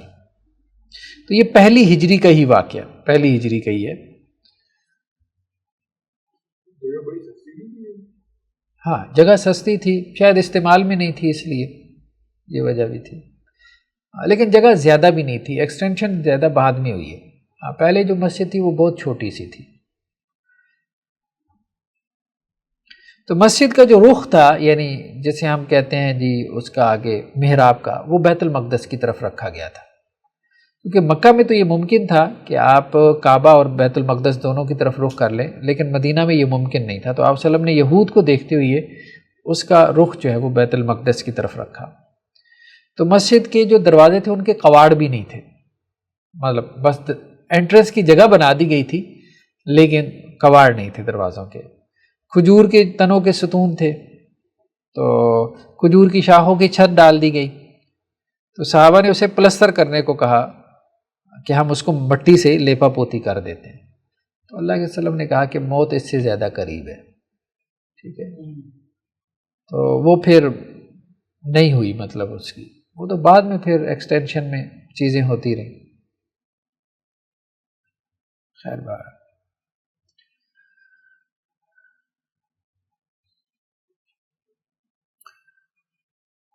جو منع فرمایا گیا وہ زیادہ قریب ہے، وہ لیپا پوتی کو منع کرنے کے لیے کہ باقی جو انٹرسٹ ہے اس کو دوسری طرف رکھنے کے لیے. ہاں انٹرسٹ کو دوسری طرف رکھنے کے لیے. ہاں نہیں ہاں نہیں لیپا پوتی تو منع نہیں ہے، لیپا پوتی تو منع نہیں ہے، لیکن یہ ہے کہ ایک سینس. تو دیواریں جو تھی یہ کچی اینٹوں کی تھی، دیواریں کچی اینٹوں کی تھیں. تو حضرات شیخین جو ہے نا، حضرت ابو بکر اور حضرت عمر کے زمانے میں بھی طرز تعمیر یہی رہا، لیکن یہ ہے کہ ایکسٹینشن ہو گئی، ایریا بڑھ گیا تھا. ٹھیک ہے. ہاں حضرت عثمان رضی اللہ عنہ کے زمانے میں جو ہے وہ پھر آ کے اثر نو تعمیر ہوئی، پھر دیواریں بھی منقش ہوئیں اور پتھر اور چونے کی بنائی گئیں. ستون بھی جو ہے وہ منقش تھے اور پتھروں کے تھے، پہلے تو کھجور کے تنوں کے تھے، اور چھت بھی پھر ساگوان کی لکڑی کی بنائی گئی. پھر اس کے بعد سے پھر بہت بہتری آتی رہی. خیر بار. تو یہ بیسیکلی مسجد جو تھی نا، یہ مسجد بھی تھی اور کمیونٹی سینٹر بھی تھا. یعنی مسلمانوں کی جنگوں کے بارے میں جو مشاورت ہوتی تھی وہ بھی مسجد میں ہوتی تھی، ایون کہ عدالتی فیصلے وہ مسجد میں ہو رہے تھے. ہاں یہ تھا کہ حدود وغیرہ کا قیام مسجد میں نہیں تھا، ساری بات ہے، حد کیسے قائم کر سکتے ہیں، وہ مشکل تھا. باقی یہ تھا کہ لوگ مسجد میں آ کے سو جاتے تھے. وہی مسجد جو ہے وہ مدرسہ بھی تھی، تعلیم کی جگہ بھی تھی، یعنی ایک طرح سے اسکول، کالج، یونیورسٹی بھی تھا. تو ایک طرح سے کمیونٹی سینٹر تھا. حضرت عبداللہ بن عمر کے بارے میں آتا ہے کہ یہ ینگ تھے اور مسجد نبوی میں آ کے سو جایا کرتے تھے. حضرت عبداللہ ابن عباس اور عبداللہ ابن مسعود اگرچہ کہتے ہیں کہ مسجد میں سونا مکروہ ہے، وہ شاید اس کانٹیکس میں کہ اب جس کی بیوی بچے ہیں وہ مسجد میں آ کے تو سوچ گھر میں ہی سوئے پھر. ٹھیک ہے، مطلب گھر بار سے جان تو نہ چھڑائے. بلکہ ایک واقعہ ملتا بھی ہے. اللہ کے رسول حضرت فاطمہ کے ہاں گئے تو پوچھا کہ علی کدھر ہے، تو انہوں نے کہا بس کوئی رنجش ہوئی ہے، کوئی اختلاف ہوا ہے. تو وہ گھر سے نکل گئے. تو آپ صلی اللہ علیہ وسلم نے کسی کو بھیجا ذرا دیکھ کے آؤ. تو وہ ڈھونڈتے ڈھونڈتے مسجد میں نکل گیا، دیکھا کہ جی وہ تو مسجد میں سو رہے ہیں. تو وہ پھر واپس آئے، اللہ کے وسلم کو بتایا. تو آپ صلی اللہ علیہ وسلم وہاں پھر مسجد میں گیا، پھر ان کو اٹھایا. تو وہ مٹی میں لیٹے ہوئے تھے نا، تو اسی سے پھر وہ آپ کا نام معروف ہوا نا. آپ نے کہا تھا کہ ابو تراب کھڑے ہو جاؤ. تو خیر بہرحال تو یہ عام تھا، مطلب لوگ جو ہے وہ مسجد میں جا کے سو جایا کرتے تھے. پھر اصحاب صفہ کا تذکرہ ملتا ہے، یہ کوئی 70 کے قریب لوگ تھے. مسجد میں ایک چبوترا بنایا گیا تھا، تو اس چبوترے میں جو ہے اس کے اوپر جا کے یہ لوگ بیٹھے رہتے تھے، وہیں مسجد میں ہی سو جایا کرتے تھے. تو عورتیں بھی مسجد میں آتی تھیں، نماز کے لیے آتی تھیں، علیحدہ سے ان کی جگہ تھی. پہلے مردوں کی صف ہوتی تھی، پھر پیچھے بچوں کی، پھر اس کے پیچھے عورتوں کی صف ہوتی تھی.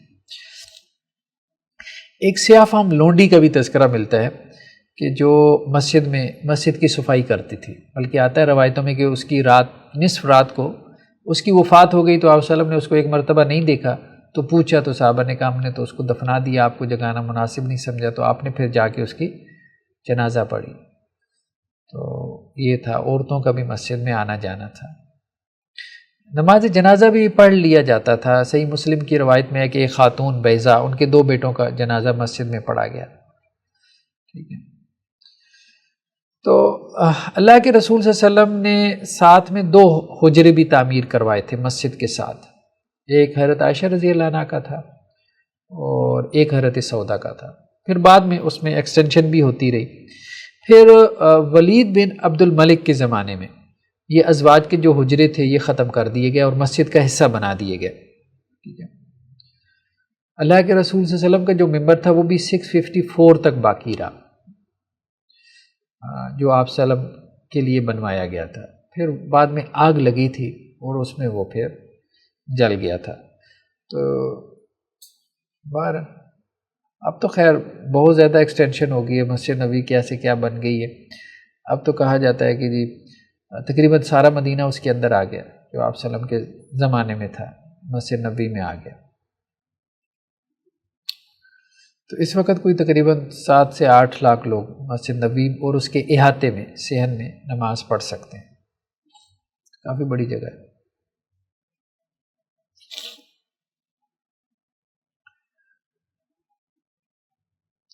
یہ تو حجرات کا تذکرہ تو ہو گیا. خیر بہرحال حضرت عائشہ رضی اللہ عنہ کا جو ہے، حضرت عائشہ رضی اللہ عنہ کا پہلے جو ہے وہ بات چیت حضرت مطعم بن عدی سے ہوئی تھی، طے ہوئی تھی.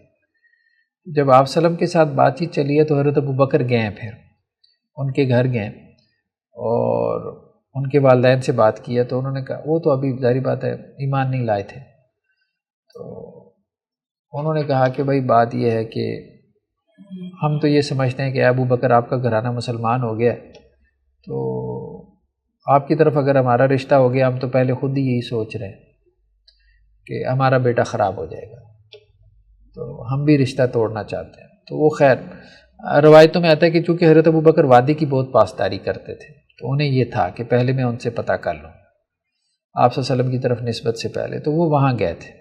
خیر بار وہ انہوں نے خود ہی انکار کر دیا، تو حضرت ابو بکر نے بھی سوچا کہ کام آسان ہو گیا۔ تو مطعم بن عدی کے بیٹے تھے جبیر، ان کی طرف رشتہ طے تھا حضرت عائشہ رضی اللہ عنہ کا۔ حضرت جبیر بن مطعم تو پھر بعد میں ایمان بھی لے آئے نا۔ مسجد نبوی کے قیام کے بعد مواخات یعنی برادرہڈ جو ہے جسے ہم کہتے ہیں، آپ صلی اللہ علیہ وسلم نے جو ہے وہ لوگوں میں باہمی مواخات قائم کی۔ اچھا، اس میں کہا جاتا ہے کہ مہاجرین میں بھی مواخات قائم ہوئی تھی، لیکن مدینہ میں جو ہے نا یہ مشکل ہے کہنا کہ مہاجرین میں مواخات قائم ہوئی تھی۔ مکہ میں البتہ مہاجرین میں مواخات قائم ہوئی تھی۔ اللہ کے رسول صلی اللہ علیہ وسلم کی یہ ایک اسٹریٹجی تھی کہ آپ لوگوں کو جو ہے وہ مطلب ایک دوسرے کا جو ہے وہ دھیان کریں، وہ تو ان کے مواخات قائم کیا کرتے تھے۔ لیکن جو مدینہ میں مواخات قائم ہوئی ہے وہ مہاجرین اور انصار کے درمیان ہوئی ہے، جو مکہ میں تھی وہ مہاجرین اور مہاجرین کے درمیان تھی۔ تو یہ کوئی آتا ہے روایتوں میں کہ یہ کوئی 90 افراد تھے، مکہ میں مہاجروں کے درمیان کی، ہاں آپس میں قائم کی گئی تھی، یعنی دو دو ساتھی بنا دیے گئے تھے کہ بھائی تم نے اس کا دھیان رکھنا ہے، ٹھیک ہے، یعنی ایک کو بڑا بنا دیا نا اور اس کے ساتھ ایک دوسرا اٹیچ کر دیا۔ تو یہ ایک اسٹریٹجی تھی، مطلب اس کا بڑا فائدہ ہوتا تھا، بڑا فائدہ ہوتا تھا۔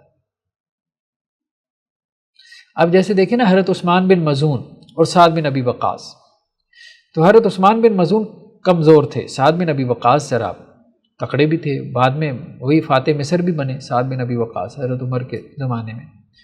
تو حضرت عثمان بن مظعون جو ہے نا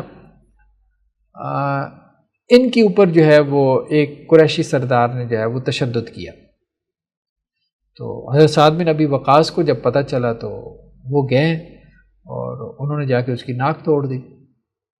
اگرچہ حکم یہی تھا کہ آپ نے اپنے ہاتھ باندھ کے رکھنے ہیں، لڑائی نہیں کرنی، لیکن پھر بھی کبھی کبھار کو غیرت میں آ کے نا جو تگڑا ہوتا تھا وہ پھر بدلہ لے لیتا تھا اپنے طور پہ، تو اس کا ایک فائدہ تھا، ٹھیک ہے، وہ قبائلی جو ہے نا اس نظام کے اندر اس کا فائدہ تھا کہ ایک کمزور کے ساتھ ایک تگڑا بندہ لگا دیا، ٹھیک ہے، مالی اعتبار سے یا اپنے سوشل سٹیٹس کے اعتبار سے، تو وہ پھر اس کو ایک حمایت مل جاتی تھی۔ تو یہ مواخات آپ صلی اللہ علیہ وسلم نے مہاجرین میں بھی قائم کی اور اس کا بڑا فائدہ ہوا، سوشلی بڑا فائدہ ہوا، یعنی پرسیکیوشن ختم تو نہیں ہوئی لیکن بہت حد تک کنٹرول بھی ہو گئی۔ اور یہی کام جو ہے وہ پھر مدینہ میں آ کے ہوا، ٹھیک ہے۔ حضرت عبد الرحمن بن عوف جو ہے وہ سعد بن ربیع ان کے جو ہے وہ ان کے ساتھ مواخات قائم ہوئی، سعید بن زید اور ربیع بن کعب میں ہوئی، سعد بن ابی وقاص اور محمد بن مسلمہ میں ہوئی، تو اس طرح سے 90 کے قریب افراد تھے، اور یہ بھی پہلی ہجری میں ہو گیا یہ مواخات کا نظام۔ تو ہم نے شاید وہ واقعہ ڈسکس کیا تھا نا کہ سعد بن ربیع جو ہے انہوں نے عبد الرحمن بن عوف کو پیشکش کی تھی کہ میرا آدھا مال آپ کا اور میری 2 بیویاں ہیں، جس کو چاہتے ہو اس کو طلاق دے دیتا ہوں، آپ اس سے نکاح کر لو۔ تو انہوں نے کہا نہیں، بس صرف بازار کا راستہ بتا دیں، بازار کا راستہ بتا۔ تو ابھی چند ماہ نہیں گزرے تھے کہ حضرت عبد الرحمن بن عوف نے جو ہے وہ شادی کی، تو آپ صلی اللہ علیہ وسلم کو پتہ چلا، اللہ کے رسول نے کہا اچھا کتنا حق مہر دیا؟ تو کہنے لگے 15 گرام سونا، ٹھیک ہے، ایک نوا تھا، نوا 15 گرام سونا بنتا ہے، مطلب 1 تولہ سونا سے زیادہ تھا۔ تو مطلب یہ ہے کہ چند ماہ میں انہوں نے تجارت سے جو ہے وہ اتنا کچھ کما لیا، خالی ہاتھ تھے، خالی ہاتھ تھے، کچھ بھی نہیں۔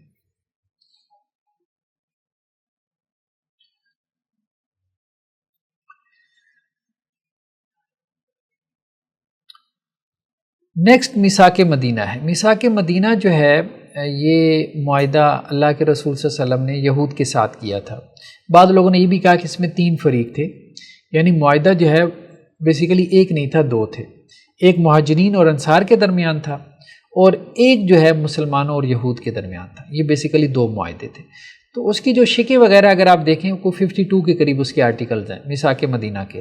تو یہ بات درست معلوم ہوتی ہے، اس میں کچھ شکوں کا تعلق صرف مہاجرین اور انصار سے، یعنی ان کے درمیان بھی ایک سوشل کانٹریکٹ ہوا ہے. جو یہود کے ساتھ تھا اس کا مقصد تو تھا، یعنی جو مہاجرین اور انصار کا تھا اس کا مقصد تو برادرہڈ تھا، آبجیکٹو تھا، مطلب سوشلی ان کو سٹرینتھن کرنا مقصود تھا. لیکن جو یہود کے ساتھ تھا اس کا مقصد جائنٹ ڈیفینس آف مدینہ تھا. ٹھیک ہے. تو اللہ کے رسول صلی اللہ علیہ وسلم نے جو ہے وہ یہ جو معاہدہ کیا، اب اس میں کچھ شکیں ایسی تھیں کہ جس میں ایسے لگتا ہے کہ یہود نے دب کر جو ہے وہ معاہدہ کیا. اچھا، صلح حدیبیہ میں مشرکین نہیں دبے، وہاں صاف نظر آتا ہے کہ جیسے مسلمان دبے ہیں. اس لیے حضرت عمر رضی اللہ عنہ نے کہا بھی تھا اللہ کے وسلم کو کہ ہم کیوں دب کے معاہدہ کریں. ٹھیک ہے. پھر اللہ کے رسول صلی اللہ علیہ وسلم نے کہا تو پھر وہ معاملہ خیر رفع دفع ہو گیا. لیکن یہاں اس معاہدے کی شکیں اگر آپ پڑھیں، بلکہ انہوں نے دی ہیں، یہ جو سیرت کا انسائکلوپیڈیا ہے دارالسلام کا، تو انہوں نے 52 کے قریب جو آرٹیکلز تھے ان کا ترجمہ کیا. ٹھیک ہے. تو اس میں اب یہ بھی شک تھی کہ ایک تو مسلمان اور یہودی مل کے مدینہ کا دفاع کریں گے، اور ایک یہ بھی تھا کہ اگر اختلاف ہو جائے گا تو اللہ کے رسول صلی اللہ علیہ وسلم جو ہے وہ اس میں چیف جسٹس ہوں گے یہودیوں میں، اور اگر مسلمانوں میں کوئی اختلاف ہوتا ہے. تو اس میں بعض لوگوں نے جو ہے وہ توجیہ یہ کی ہے کہ جو یہودیوں نے دب کے معاہدہ کیا ہے اس کی وجہ یہ تھی کہ جب آپ صلی اللہ علیہ وسلم یہاں مدینہ آئے ہیں اور آپ نے مسجد نبوی تعمیر کی ہے تو اس کو بیت المقدس کے رخ پہ رکھا، تو یہودیوں کو یہ لگا کہ یہ اصل میں ہمارے دین پر ہے. اچھا، اس میں بڑی حکمت تھی. یہ جو تحویل قبلہ نہیں ہوا اس میں بھی بڑی حکمت تھی. 16.5-17 ماہ تک مسلمانوں نے بیت المقدس کی طرف رخ کر کے نماز پڑھی. اللہ تعالیٰ چاہتے تو پہلے دن سے جو ہے وہ بیت اللہ کی طرف رخ کر کے نماز پڑھ سکتے تھے. تو اس میں حکمت یہ تھی کہ یہودی جو ہے نا ان کے لیے ان کے دل میں ایک سافٹ کارنر پیدا ہو گیا مسلمانوں کے لیے کہ دیکھیں یہ اپنے آباء و اجداد کے قبلے کو چھوڑ کے ہمارے قبلے کی پیروی کر رہے ہیں. یار یہ تو مطلب ہم سچے ثابت ہو رہے ہیں. مطلب وہ اس کو اس نظر سے دیکھ رہے تھے. ٹھیک ہے، کہ ہم عربوں کو نہیں کہتے تھے کہ ہم ٹھیک ہیں تو تم غلط ہو. تو وہ اس لیے انہوں نے شروع میں وہ معاہدہ دب کے بھی کر لیا. پھر جب مسلمانوں کے قدم مضبوط ہو گئے 16-17 ماہ میں، ٹھیک ہے، مارکیٹ پہ بھی وہ چھا گیا جو تجارتی منڈی تھی. اور پھر یہ بھی معاملہ تھا کہ جی بنو قینقاع وغیرہ یا جو ان کو بھی جو ہے وہ یہاں سے مدینہ سے انہوں نے آؤٹ کر دیا مسلمانوں نے، ان کی ایک سازش کی وجہ سے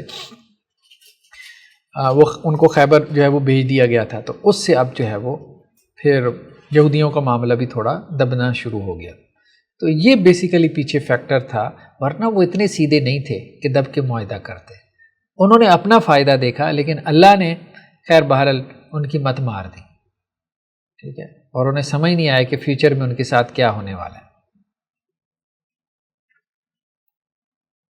خیر بہرحال یہ تو مختلف جو آپ کہہ لیں کہ جی جو خاندان تھے ان کے کیا مقامات تھے، یا انہوں نے نقشے میں اس کا تذکرہ کیا ہوا. یہ مسجد نبوی ہے، یہ مسجد نبوی ہے. یہاں پہ یہ بنو قریظہ ہے. ٹھیک ہے، یہ بنو قینقاع ہے. بنو قینقاع سب سے پہلے نکالے گئے، یہ سب سے پہلے نکالے گئے. پھر اس کے بعد جو ہے نا وہ بنو نذیر نکالے گئے. یہ نیچے بنو نذیر بیٹھے ہوئے ہیں، اور یہ پیچھے جو ہے وہ بنو قریظہ ہیں. پھر بنو نذیر نکلے، پھر اس کے بعد بنو قریظہ نکلے.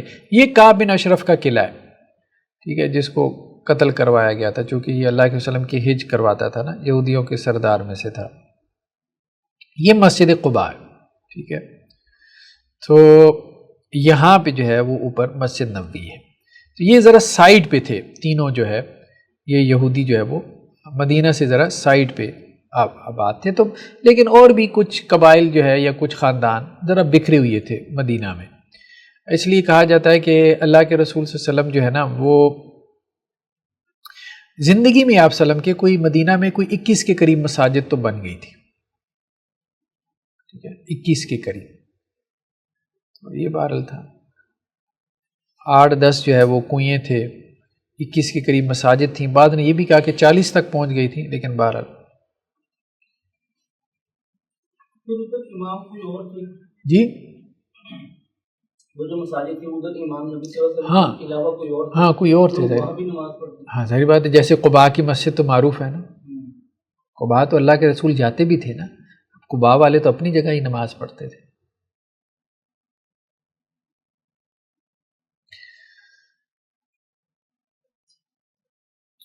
عسکری قوت، اچھا جو آپ صلی اللہ علیہ وسلم نے ایک اور کام کیا مدینہ آمد کے بعد کہ مسلمانوں کو عسکری طور پہ مضبوط کیا، یعنی اس چیز کو فوکس کیا، اور جو اسلحہ وغیرہ استعمال ہوتا تھا، ایک تو تلوار تھی، نیزہ تھا، تیر تھا، کمان تھی، منجنیق اور دبابہ بھی آپ نے استعمال کی، اس کا تذکرہ ہم نے کیا۔ نقل و حمل کے لیے اس وقت گھوڑا تھا یا اونٹ تھا، تو گھوڑ دوڑ جو ہے وہ اللہ کے رسول وسلم کرواتے تھے، باقاعدہ گھوڑ دوڑ کرواتے تھے تاکہ لوگوں کی تربیت ہو، گھڑ سواری باقاعدہ سکھائی جاتی تھی۔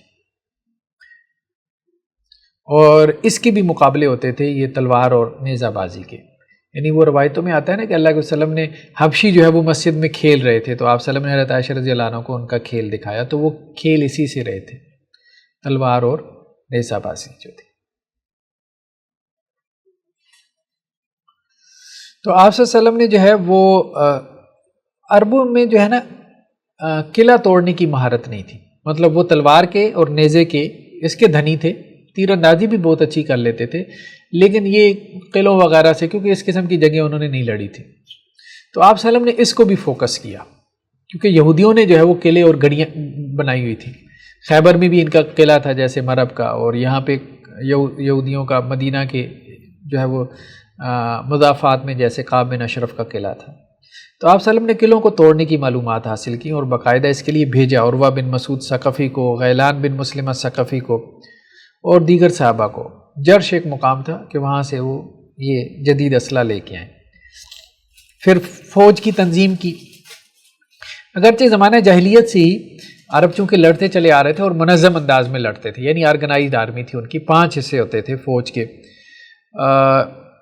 اس میں جو ہے وہ اللہ کے رسول خود ہاتھ میں چھڑی لے کے صفوں کو سیدھا کرتے تھے، یہ بات آتی ہے روایتوں میں جو ہے۔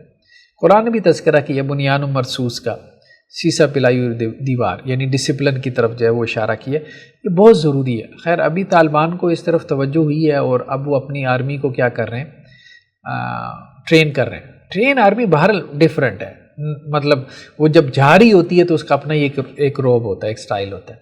پہلے تو وہ پگڑی ٹوپی میں لڑ رہے تھے نا لیکن یہ ہے کہ وہ لڑنا تو جانتے ہیں، لیکن یہ ہے کہ بہرحال ٹرین آرمی کا اپنا ہی روب ہوتا ہے۔ تو اب انہوں نے جیسے وہ البدر کے نام سے ایک بنایا ہے 313 کا ایک جو ہے، اسی طرح سے ہو، تو یہ خیر اس کا بڑا فرق پڑتا ہے، بڑا فرق پڑتا ہے۔ تو آپ صلی اللہ علیہ وسلم نے اس کی طرف توجہ دی، باقاعدہ آپ صلی اللہ علیہ وسلم جو ہے انسپیکشن کرتے تھے، چھڑی آپ کے ہاتھ میں ہوتی تھی، ٹھیک ہے، پھر باقاعدہ جو ہے وہ جنگ کے موقع پہ سپاہیوں کا جو موریل ہے اس کو اپ کرنے کے لیے باقاعدہ خطبہ وغیرہ دینا، یہ ہمیں ملتا ہے اللہ کے رسول سے، آج بھی کرتے ہیں لیڈرز وغیرہ، آج بھی کرتے ہیں، اب تو ملی نغمے زیادہ ہو گئے اس سے جو ہے وہ جوش دلاتے ہیں، لیکن یہ اس وقت تھا، عربوں میں تھا، عام تھا، شاعری وغیرہ پڑھی جاتی تھی اس طرح سے۔ پھر ایک یہ تھا کہ سپہ سالار کا جو خیمہ ہوتا تھا وہ میدان جنگ میں اونچی جگہ پہ، جیسے احد میں بھی آپ صلی اللہ علیہ وسلم کا جو خیمہ لگایا گیا تھا وہ پیچھے احد کے اوپر پہاڑ پہ، اس کو عریش کہا گیا، یعنی عریش مطلب چھت سے، عرش سے۔ تو وہ سپہ سالار جو ہوتا تھا وہ پھر وہاں سے دیکھتا تھا پورے جنگ کا جو منظر ہوتا تھا، اور وہاں سے پھر جو انسٹرکشن دیتا تھا اس کو سامنے رکھتی۔ تو اللہ کے رسول نے یہ اسٹریٹجی استعمال کی، احد میں یہ استعمال کی۔ اس میں 2 جھنڈے ہوتے تھے، ایک جو ہے وہ لوا ہوتا تھا، لوا جو ہے وہ وہاں پہ ہوتا تھا، مطلب جو آپ کہہ لیں کہ جی جیسے ہمارے یہاں GHQ ہے، تو وہ میدان جنگ میں GHQ جو لگتا تھا، ٹھیک ہے، جہاں سپہ سالار بیٹھا ہوتا تھا اور پوری جنگ کو ہینڈل کر رہا ہے، تو اس کے اوپر جو جھنڈا لگاتے تھے اس کو لوا کہتے تھے۔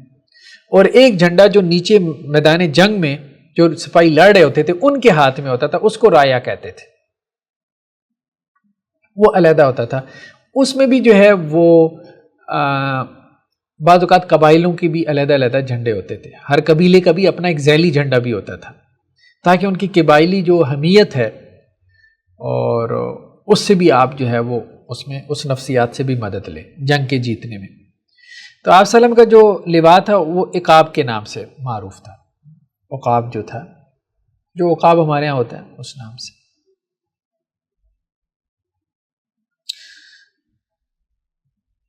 تو خیر بہرحال اللہ کے رسول صلی اللہ علیہ وسلم نے اور بھی قبائل سے معاہدے کیے، صرف یہود سے نہیں کیا، بلکہ میثاق مدینہ کے بعد آپ صلی اللہ علیہ وسلم نے جو ہے وہ جوہینہ سے بھی معاہدہ کیا، یعنی ارد گرد کے جو قبائل تھے ان میں جوہینہ سے بھی معاہدہ ہوا، اور پھر دومت الجندل کے جو لوگ تھے ان سے بھی معاہدہ ہوا۔ یہ اوپر ہے نا دومت الجندل والے، یہ مدینہ ہے، یہ اوپر دومت الجندل والے ہیں، ان سے بھی معاہدہ ہوا، ٹھیک ہے۔ اور پھر بعد میں جو ہے وہ صلح حدیبیہ بھی ہوئی، پھر نیچے نجران والوں کے ساتھ بھی معاہدہ ہوا، نجران والے یہاں بیٹھے ہیں، ٹھیک ہے، ان سے بھی معاہدہ ہوا۔ خیر بہرحال یہ معاہدے جو ہے وہ مختلف جو ہے وہ آپ کہہ لیں کہ جی قوموں سے کیے گئے، اور اسلام کے پھیلنے میں اس کا بڑا کردار رہا۔ اہل مدینہ میں ایک اور جو ہمارے سامنے آپ کہہ لیں کہ جی ادارہ جو پروان چڑھا، جسے ہم نفاق کا انسٹیٹیوشن کہتے ہیں، ٹھیک ہے، ایک تو مسلمان تھے، دوسرے یہودی تھے، اور تیسرا منافقین تھے۔ یہ منافقین مسلمانوں میں بھی تھے، یہودیوں میں بھی تھے، دونوں میں تھے۔ تو عبداللہ بن ابی کے بارے میں کہا جاتا ہے یہ پہلا منافق تھا۔ اس نے پھر آگے جو ہے کافی سارے لوگوں کے اندر نفاق کا جو ہے وہ بیج ڈالا، اور پھر نفاق کا پودا جو ہے وہ پروان چڑھا، لیکن تبوک تک جاتے جاتے وہ ختم ہو گیا تھا۔ اس لیے یہ کویسچن بے معنی ہو کے رہ جاتا ہے جی اس کے بعد بھی تو منافق رہ گئے۔ یا پھر یہ بھی ایک کویسچن لوگ نا اعتراض کرتے ہیں جو لوگ حدیثوں کو نہیں مانتے، کہ ہو سکتا ہے بہت ساروں نے منافقوں نے حدیثیں روایت کر دی ہوں۔ عجیب لوگ ہیں، مطلب جو روایتیں جو ہمیں ملتی ہیں وہ عموماً معروف صحابہ سے ملتی ہیں، جن کے نفاق میں آپ شک و شبہ بھی نہیں کر سکتے، یعنی ان کے بارے میں نفاق کا سوچنا خود منافق ہونے کے لیے کافی ہوگا۔ جیسے حضرت ابو ہریرہ ہو گئے، ٹھیک ہے، حضرت انس ہو گئے، ٹھیک ہے، حضرت عائشہ رضی اللہ عنہ ہو گئیں، ٹھیک ہے، تو اکثر و بیشتر روایات ہزاروں کی تعداد میں تو انہی سے ہیں۔ حضرت عبداللہ بن مسعود ہو گیا، ٹھیک ہے، ان کو کہتے ہیں نا یہ وہ صحابی ہیں جو مطلب کثیر الروایہ ہیں، کثرت سے روایات، وہ جو اکا دکا روایات بھی جن صحابیوں سے ملتی ہیں وہ بھی معروف صحابی ہیں، ٹھیک ہے۔ تو بہت کم آپ کہیں کہ جی کوئی روایت کسی صحابی سے ملتی ہو اور آپ اس کو بطور صحابی جانتے نہ ہو، بہت کم ہے، بہت ریئر ہے۔ عموماً تو معروف صحابہ سے روایت، معاذ بن جبل ہو گئے، کون نہیں جانتا، حضرت ابو موسیٰ اشعری ہو گئے، کون نہیں جانتا، حضرت عبداللہ بن عمر ہو گئے، کون نہیں جانتا۔ تو اب آپ ان کے بارے میں نفاق کے بارے میں سوچیں گے، سارے راویان حدیث معروف صحابی۔ ہاں کچھ منافق تھے، یہودیوں میں بھی تھے جنہوں نے بظاہر اسلام قبول کر لیا، لیکن ان کے نام بھی ملتے ہیں سیرت کی کتابوں میں۔ سعد بن جو ہے وہ حنیف کا نام ملتا ہے، زید بن لسعید کا نام ملتا ہے، ٹھیک ہے، نعمان بن اوفا، عثمان بن اوفا، رافع بن جو ہے وہ حریملہ، اس کا تذکرہ ملتا ہے۔ پھر جو ہے وہ عمر بن قیس منافقین میں سے، رافع بن ودیہ، زید بن عمر، قیس بن عمر، حارث بن عمر، زوی بن حارث، تو نام سیرت کی کتابوں میں ملتے ہیں، اور ان لوگوں سے کوئی روایتیں ہمیں نہیں ملتی۔ تو خیر بہرحال المنافقین کی پہچان تھی، ٹھیک ہے، ایسا نہیں تھا کہ نہیں تھی۔ اللہ کے رسول صلی اللہ علیہ وسلم نے پھر بہت سے صحابہ کو جو ہے وہ گورنر بنا کے بھیجا مختلف علاقوں کی طرف، ٹھیک ہے، کسی کو نجران کی طرف بھیجا، یہ دیکھیں نا یہ نیچے نجران ہے، کسی کو صنعا یعنی یمن کی طرف بھیجا، ٹھیک ہے، تو ادھر نیچے عدن میں بھی بھیجا۔ یمن میں دو جو ہے وہ گورنر ہوتے تھے، ایک شمالی اور ایک جنوبی، یمن کو دو حصوں میں تقسیم کیا گیا تھا، ایک طرف حضرت معاذ بن جبل کو بھیجا گیا اور دوسری طرف حضرت ابو موسیٰ اشعری کو بھیجا گیا تھا۔ حضرت علی رضی اللہ عنہ کو بھی کچھ وقت کے لیے یمن کا قاضی بنا کے بھیجا گیا تھا۔ تو ادھر جو ہے وہ بحرین کی طرف، یہ اوپر بحرین تھا، اس کی طرف بھی اللہ کے رسول صلی اللہ علیہ وسلم نے بھیجا، ٹھیک ہے، حضرت علا بن حضرمی کو۔ تو یہ بھی ہے کہ علاقوں کو تقسیم بھی کیا اور ان کی تربیت کے لیے بھی گورنر بنا کے بھیجے گئے۔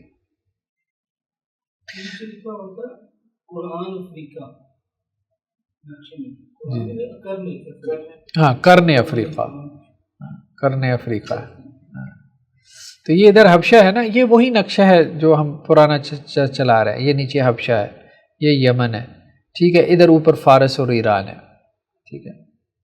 تو یہ یہاں سے ادھر بھی جا رہے تھے، فارس کی طرف بھی جاتے تھے، اوپر شام کی طرف بھی جاتے تھے، نیچے یمن بھی آتے تھے، یمن سے ادھر حبشہ کی طرف بھی جاتے تھے، چاروں طرف تجارت کے لیے جاتے تھے، ان کے روٹس بنی ہوئی تھے۔ ایک آئیڈیل سچویشن بیان کرتے ہیں نبی صلی اللہ علیہ وسلم کی صحبت میں بیٹھنے کی یا ان کو دیکھنے کی، تو وہ منافقین پر اثر انداز نہیں ہوتی تھی، یعنی وہ آپ سے ملتے ہیں، بیٹھتے ہیں، باتیں سنتے ہیں، پھر بھی ان کے دل میں دل صاف نہیں ہوتی۔ ہاں، اس کی وجہ یہ ہے کہ دیکھیں منافقین کو رسول اللہ علیہ وسلم کی صحبت کا اس لیے فائدہ نہیں ہوا کہ طلب نہیں تھی۔ یہ بہت اہم بات ہے، یعنی چینج اسی میں آئے گی جس کے اندر طلب ہوگی۔ جس کے اندر طلب نہیں ہے نا، طلب نہیں ہے تو وہ اس کو کچھ فائدہ نہیں ہو سکتا، کچھ فائدہ نہیں ہو سکتا۔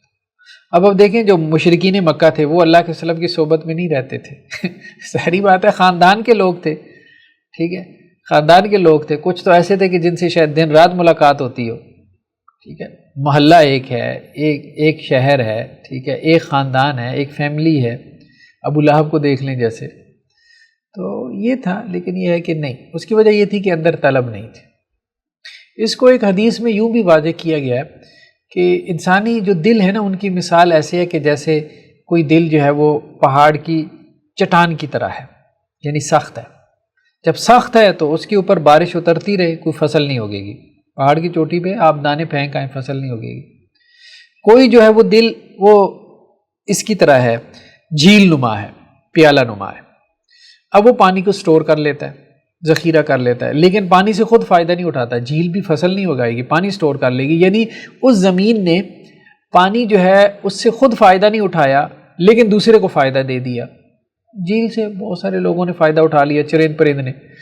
تو ایک وہ آدمی ہے کہ جس نے وحی سے نہ خود فائدہ اٹھایا نہ کسی کو دیا۔ دوسرا وہ ہے جس نے خود تو فائدہ نہیں اٹھایا لیکن وحی کو جیسے میمورائز کر لیا، جیسے جھیل نے پانی ذخیرہ کر لیا، اب وہ خطبہ دے رہا ہے، اللہ نے اس کو اچھی صلاحیت دی ہے، چلے لوگ اس سے فائدہ اٹھا رہے ہیں۔ ایک ہے نرم زمین، نرم زمین جو ہے وہ پانی کو ابزارو کر لیتی ہے، وہ اب اناج اور غلہ اگاتی ہے، فصل اگاتی ہے۔ تو اسی طرح سے اللہ کے وسلم نے کہا کہ انسان کے قلوب بھی اسی طرح سے ہیں جیسے زمین ہے۔ تو جس کی دل کی زمین نرم ہے نا، وہی اصل میں اس پہ اثر انداز ہوتی ہے، یہ نصیحت اس پہ اثر انداز ہوتی ہے۔ یعنی جسے ہم کہتے ہیں نا نرم زمین، نرم چیز کے اندر نا وہ ایبزارب کرتی ہے چیزوں کو، جیسے فوم ہے، فوم نرم ہے نا، آپ پانی کے 10 قطرے ڈالیں گے تو وہ اس کو ایبزارب کر لے گا۔ لوہا سخت ہے، اب اس کے اوپر ٹنکی بھی آپ جو ہے وہ پانی کی اس کے اوپر ڈال دیں تو وہ ایک قطرہ بھی نہیں اس کو ایبزارب کرے گا۔ تو انسانی قلوب کی مثال اسی طرح سے ہے، جو تو دل جو ہے وہ سخت ہے، اس پہ آپ وہی کو بارش سے جو ہے تشبیہ دی گئی ہے نا، کہ وہی بارش کی مانند ہے۔ تو وہی آپ پڑھتے رہیں، قرآن پڑھتے رہیں، سخت دل پہ اثر نہیں ہوگا۔ جیسے قرآن نے بھی تذکرہ کیا نا، بعض اوقات دل جو ہے وہ پتھر سے بھی زیادہ سخت ہو جاتا ہے۔ تو اس لیے رسول اللہ صلی اللہ علیہ وسلم کی صحبت سے ان لوگوں کو کوئی فائدہ نہیں ہوا جن کے دل سخت تھے، فائدہ ان کو ہوا جن کے دل نرم تھے، جن کے دل نرم تھے۔ تو اس لیے قرآن اس کو بہت زیادہ فوکس کرتا ہے کہ دل میں نرمی پیدا کرو۔ جب دلوں میں سختی آ جاتی ہے تو پھر واعظ و نصیحت سب بیکار جاتی ہے۔ پورا قرآن پڑھ دیں آپ فائدہ نہیں ہوگا۔ وہ قرآن مجید کی 30 جلدوں میں تفصیل لکھ دے، اس کو کوئی فائدہ نہیں ہوگا، نہیں فائدہ ہوگا۔ سختی ہے، دل میں سختی ہے، دل کی نرمی۔ ہاں اب اس پہ ڈسکشن کی جا سکتی ہے، دل کی نرمی کیسے پیدا کرے، اگر نہیں ہے تو، اگر ہے تو بہت اچھی بات ہے، نہیں ہے تو کیسے پیدا کرے۔ تو اس میں کچھ تدابیر ہیں، جیسے خدمت خلق ہے، صدقہ ہے، کثرت ذکر ہے اللہ تعالیٰ کا، کثرت سے ذکر کرنا، یہ چیزیں جو ہے وہ دل میں نرمی پیدا کرتی ہیں۔ اسلام سادہ کس طرح حکمت عملی پر مبنی ہے، جیسے ہم کرتے ہیں یہودیوں کے ساتھ یا مکہ میں کفار کے ساتھ جو تعلقات نبی صلی اللہ علیہ وسلم، آج کا جو علم ہے، جو ہمارے جو علماء یہ حکمت عملی کو تو کچھ بات نہیں لگتی، کہتے بس ایسے رہیں تو ایسے ہی ایسے ہی۔ آج حکمت عملی اس طرح سے نہیں رہے گی۔ صحیح بات یہ کہ سیرت کا آپ مطالعہ کریں تو بہت وزڈم اور فہم و فراست نظر آتی ہے کہ آپ صلی اللہ علیہ وسلم کیسے نکال کے لے کے گئے، یعنی جو ایک قائدانہ جو ہے وہ صلاحیت ہے آپ صلی اللہ علیہ وسلم کی، جو ایک لیڈرشپ کے اندر ہونی چاہیے، ٹھیک ہے، جو آپ صلی اللہ علیہ وسلم نے رول پلے کیا ہے بہت عجیب ہے، بہت عجیب ہے۔ ہمارے یہاں تو پینٹ شلوار کی جگہ پینٹ پہن کے نماز پڑھنے چلے جائیں تو ایسے دیکھتے ہیں، تو کتنی چھوٹی سی بات ہے، اس پر حکمت کیسی کیسی باتیں نبی صلی اللہ علیہ وسلم نے برداشت کی، ایسے عملی سے دین کو لے کر چلے، حکمت عملی سے اور بچا بچا کے لے کے چلے۔ دیکھیں پورا عرب مخالف تھا، ٹھیک ہے، پورا عرب مخالف تھا، مسلمان بہت کمزور تھے، اور ان حالات میں آپ نے اپنی قوم کو کیسے جنگ سے بچایا، معاہدے کیے، پھر تعداد جب بڑھ گئی تو پھر جا کے جو ہے وہ کس طرح سے معاملات کیے، بہت ہے۔ بس یہ آخری چیز ہم دیکھ لیں، پھر اس کے بعد جہاد کا شروع ہو جائے گا، تو وہ ایک نیا ٹاپک ہے جہاد اور غزوہ بدر وغیرہ۔ فرضیت صیام و زکوٰۃ، تو یہ بھی 2 ہجری میں جو ہے روزہ بھی فرض ہوا، اور 2 ہجری میں جو ہے وہ زکوٰۃ بھی فرض ہوئی۔ تو رمضان کے روزوں سے پہلے عاشورہ کا روزہ تھا۔ آپ صلی اللہ علیہ وسلم جب مدینہ میں آئے تھے تو یہودی عاشورہ کا روزہ رکھتے تھے، تو آپ صلی اللہ علیہ وسلم نے پوچھا تو بتایا گیا کہ یہ حضرت موسیٰ علیہ السلام کو نجات ملی تھی اور بنی اسرائیل کو فرعون سے، تو اس میں وہ اللہ کے شکر کے طور پہ عاشورہ کا 10 محرم کا روزہ رکھتے ہیں۔ تو آپ صلی اللہ علیہ وسلم نے فرمایا کہ ہم موسیٰ کے زیادہ قریب ہیں۔ تو پہلے سال تو یہی معمول رہا عاشورہ کا روزہ، اور اس میں بھی جو پریکٹس تھی وہ یہ تھی جو یہودیوں والی چلی آ رہی تھی کہ جب رات سو جاتے تھے تو روزہ شروع ہو جاتا تھا۔ تو اس لیے قرآن سورہ بقرہ میں تبصرہ کیا نا کہ جب رمضان کے روزے فرض ہوئے 2 ہجری میں، تو پھر اس میں بعض لوگوں نے کیا کیا کہ جیسے رات کو سونے کے بعد اٹھے ہیں تو سحری سے پہلے اپنی بیوی سے تعلق قائم کر لیا، یا پھر کوئی صاحب جو ہے وہ رات کو کچھ کھائے بغیر سو گئے، ٹھیک ہے، سارا دن محنت مزدوری کر کے آئے، تو اگلے دن سے اب وہ ان کو 8 پہرا روزہ پڑ گیا، یعنی سحری تو نہیں تھی۔ تو اب ایسے میں مشکلات پیدا ہو رہی تھی، تو پھر وہ قرآن کی آیات اتری کہ اللہ تعالیٰ نے تمہارے لیے جو روزہ فرض کیا نا وہ اب سحری سے غروب آفتاب تک ہے، ٹھیک ہے۔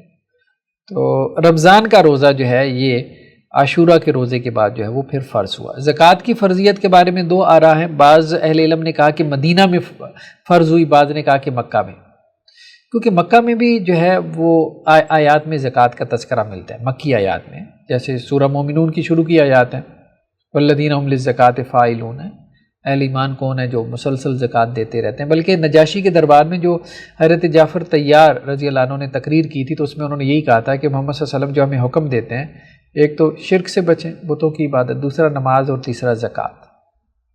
تو یہ خیر بہرحال کچھ لوگوں نے اس میں یہ بھی تطبیق کی ہے کہ مکہ میں جو تھا وہ ایک اوورال حکم تھا خرچ کرنے کا، اسی کو زکوٰۃ کہہ دیا گیا، مدینہ میں جا کے وہ ایک متعین طور پہ کہ اتنی پرسنٹیج ہے اور فلاں چیز میں زکوٰۃ ہے، تو اس کے تفصیلی احکامات مدینہ میں آئے، تو یہ اس طرح سے بات کہی جا سکتی ہے۔ چلیں جی، آج پھر اتنا ہی کافی ہے۔ سبحانک اللہم و بحمدک، نشہد ان لا الہ الا انت، نستغفرک۔